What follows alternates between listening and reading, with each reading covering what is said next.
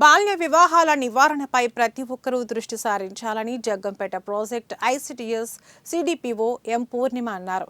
ప్రతిపాడ నియోజకవర్గంలో బాల్య వివాహాల నివారణపై నిర్వహించిన అవగాహన సదస్సులో పాల్గొన్న ఆమె మాట్లాడుతూ 18 సంవత్సరాలు నిండకుండానే వివాహం జరిపించడం నేరమన్నారు.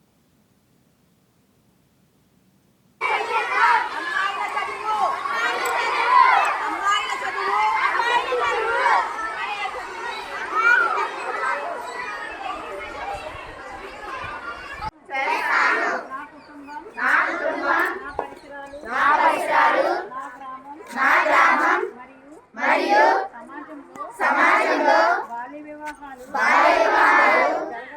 జరగకుండా చూస్తాను.